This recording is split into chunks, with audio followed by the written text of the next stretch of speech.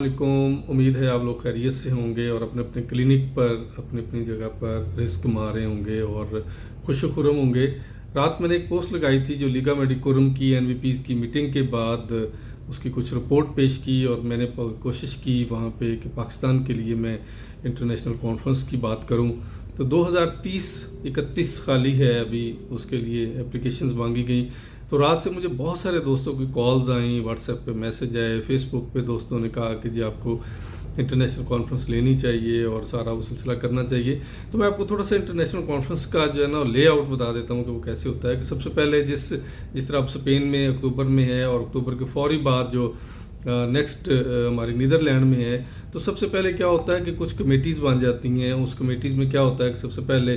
Bank committee होती है जिसमें फ़ीस सबमिट करानी होती है और उसका एक टाइम लिमिट होता है। और वो जैसे ही फ़ीस सबमिट होती है तो उसकी जो सबमिट करवाता है उसको ईमेल जाती है, उसके साथ सारी कन्वर्सेशन स्टार्ट हो जाती है। फिर उसके साथ साथ जो अहम तरीन काम होता है वो है कि एब्स्ट्रैक्ट सबमिशन। अब जब एब्स्ट्रैक्ट लोग सबमिशन करते हैं, सबमिट करवाते हैं, तो उसके बाद जो मुल्क करवा रहा होता है उसकी कमेटीज़ बनती हैं, साइंटिफिक मेंबर्स की कमेटीज़, जो उस एब्स्ट्रैक्ट को चेक करके जिसको निगलेक्ट करना होता है निगलेक्ट करती हैं, जिसको एक्सेप्ट करना होता है उसको एक्सेप्ट करती हैं और उसको उस वाले से एक लंबे अरसे तक 4 से 5 माह ये सिलसिला चलता रहता है और ये एब्स्ट्रैक्ट आते रहते हैं, उसमें वो चूज़ अप करते हैं। उसके बाद जो सबसे बड़ी सबमिशन फ़ीस सबमिशन की बात आती है, उसकी कन्वर्सेशन चलती रहती है, कुछ लोग डिस्काउंट मारते हैं, वो सारा। अच्छा, फिर साइंटिफिक कमेटीज़ बनती हैं जो ये सारा डिसाइड करती हैं कि किसका लेक्चर किस दिन और किस वक्त रखा जाता है। और जो इंटरनेशनल कॉन्फ्रेंस होती है वो याद रखें कि 4 दिन की होती हैं और 4 हॉल्स में कंटिन्यू उसके लेक्चर्स चल रहे होते हैं, सुबह 8 बजे से लेके 6 बजे तक। और उसमें 4 सेशन होते हैं और उन 4 सेशन में हर सेशन में एक हमें स्टेज सेक्रेटरी चाहिए होता है। और स्टेज सेक्रेटरी के साथ साथ जो जहाँ पे वो ऑडियो वो कंट्रोल हो होती है और जहाँ पे कंप्यूटर पे वो लेक्चर्स चल रहे होते हैं, वहाँ पे एक बंदा स्पेशल उसके साथ अटैचमेंट होती है स्टेज सेक्रेटरी की। और वो प्री कॉन्फ्रेंस मीटिंग होती है, उसमें एक दिन सुबह जिसके लेक्चर्स होते हैं उनको बुलाया जाता है, उनको सारा ब्रीफ किया जाता है कि सर कैसे होगा, अगर कोई टेक्निकली फॉल्ट आता है तो आप क्या करेंगे या हम क्या करेंगे, या उसके लिए उनके पास कोई यूएसबी में अलग से कहीं एक लैपटॉप रखा होता है जिसमें वो सारी उनकी प्रेजेंटेशन जो है ना वो दी गई होती हैं। इसी तरह फिर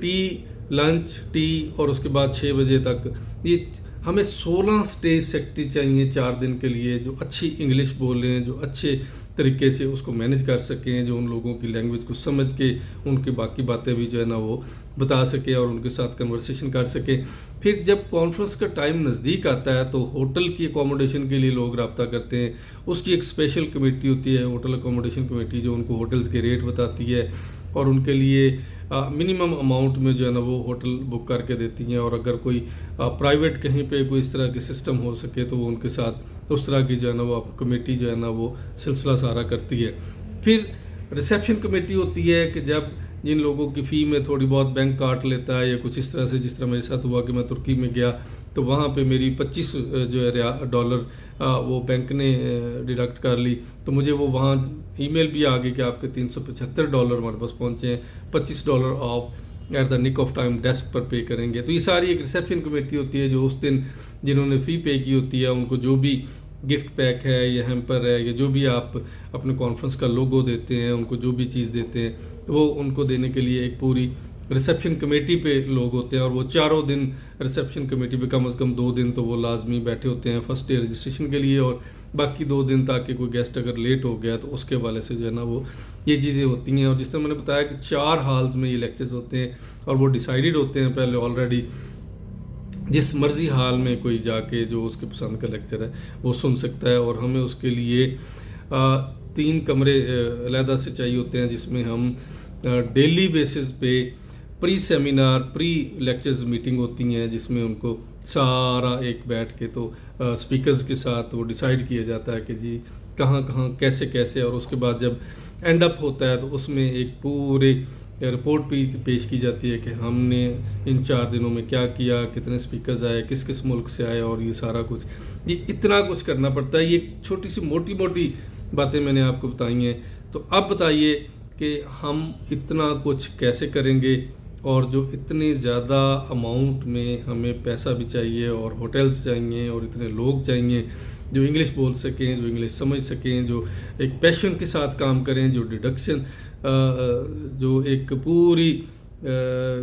तवज्जो के साथ और पूरे उन दिनों में जो है ना वो टाइम निकाल के इसके लिए इस पैशन के साथ काम कर सकें। तो आप मुझे बताएं कि क्या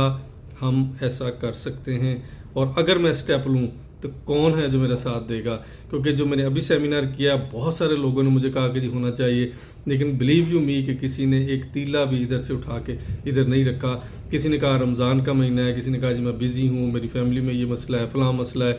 और नो इशू, मैंने अकेले में काम किया है। लेकिन कॉन्फ्रेंस करवाना अकेले बंदे का काम नहीं होता, उसके लिए एक बहुत बड़ी टीम चाहिए होती है और अपने मुल्क के प्रेजेंटर्स भी चाहिए होते हैं। सो मैं आपके वेट करूंगा कि आप कैसे मुझे मशवरा देते हैं कि जैसे कैसे किया जाए। अस्सलाम वालेकुम रहमतुल्लाह।